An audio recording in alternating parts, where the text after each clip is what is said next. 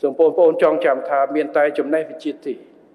ដែលអាចជួយបណ្ដុះបណ្ដាលនៅគំនិតចម្រើនជឿនលឿនហើយអាចជួយលើកស្ទួយប្រទេសជាតិយើងឲ្យកាន់តែរីកចម្រើនថែមទៀតដូច្នេះបងត្រូវយល់ថាដើម្បីคลายខ្លួនជាបញ្ញវន្តពិតប្រាកដបងត្រូវបន្តខិតខំប្រឹងប្រែងសិក្សារៀនសូត្រដោយខ្លួនឯងខិតខំអានសៀវភៅបានច្រើនខិតខំត្រងត្រាប់ចាប់យកនៅចំណេះដឹងទាំងឡាយដែលបងបានជួបប្រទះនិងដកខាត់រំលឹកឡើងវិញជាប្រចាំនៅចំណេះដឹងទាំងនោះការទទួលបានសញ្ញាបត្ររបស់បងនៅពេលនេះគឺមិនទាន់គ្រប់គ្រាន់ទេបងត្រូវបន្តការសិក្សាស្រាវជ្រាវនិងបន្តការសិក្សាពង្រីកចំណេះដឹងរបស់ខ្លួនឲ្យកាន់តែទូលំទូលាយបន្ថែមទៀតដើម្បីបង្កើនកម្រិតគុណវុឌ្ឍតាមជំនាញរបស់ខ្លួនសម្ដៅតាមឲ្យទាន់នៅការរីកចម្រើននៃសង្គមនិងវិទ្យាសាស្ត្រពីព្រោះការសិក្សាអប់រំគឺគ្មានទីបញ្ចប់នោះទេសូម្បីតែរូបខ្ញុំក៏ត្រូវគិតរៀនរាល់ថ្ងៃផងដែរ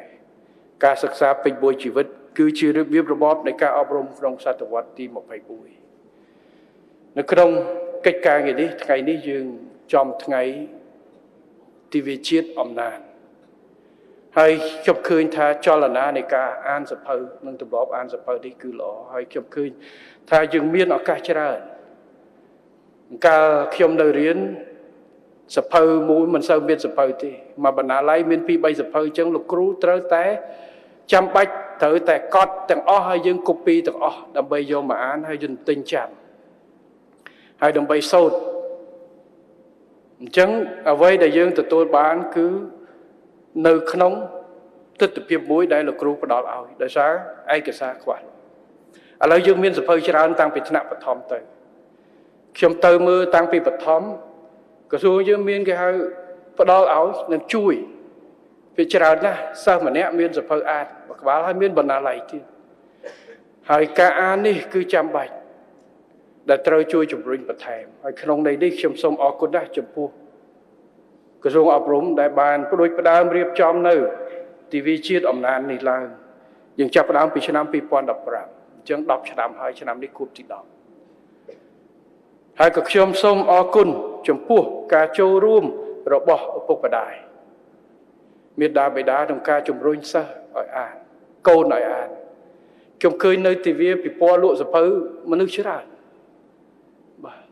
មិនថាសៀវភៅរូបភាពតូចសៀវភៅគំនូរសៀវភៅអីក៏ដោយឲ្យតែគាត់បង្កើតទម្លាប់មិនថាខ្លឹមសារទេបង្កើតរូបភាពឥឡូវសៀវភៅសម្រាប់ក្មេងៗថ្នាក់បឋមចំនួនគេបង្កើតរូបភាពជាជាងសរសេរតែអក្សរសុទ្ធពិបាកអញ្ចឹងរូបភាពតាក់ទាញតែខ្លឹមសារដូចគ្នាកាត់តែយល់បើនិយាយពីប្រវត្តិសាស្ត្រអីជួនកាលសរសេរ 4-5 សន្លឹករូបគូសតែប្រមាណគំនូសហើយសរសេរតិចពីក្រោមគឺគេអាចយល់បានដែរបង្កើតទម្លាប់អានបាទពេលដែលកូនអានច្រើនមិនថាសៀវភៅអីទេគាត់កាត់បន្ថយពេលវេលាលើទូរស័ព្ទដៃ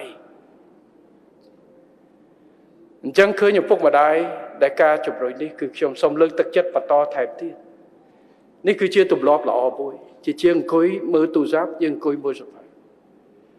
ជាជាងទិញនៅរបស់លេង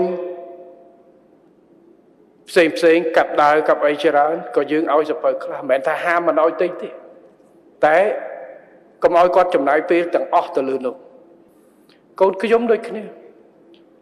មីងខ្ញុំគាត់មើលគាត់ដាក់លក្ខខណ្ឌក្មេងវាចង់លេង iPad អញ្ចឹងបើបាន iPad គឺមានថ្ងៃសៅរ៍អាទិត្យទេប៉ុន្តែថ្ងៃសៅរ៍នោះក៏រៀនគួរពេញតែថ្ងៃអាទិត្យឲ្យរៀនមើល1ម៉ោងតែចង់លេង1ម៉ោងតតែថ្ងៃសៅរ៍ពីថ្ងៃច័ន្ទដល់ថ្ងៃសៅរ៍នេះធ្វើ homework បានប្រហែលមើលសៀវភៅប្រហែល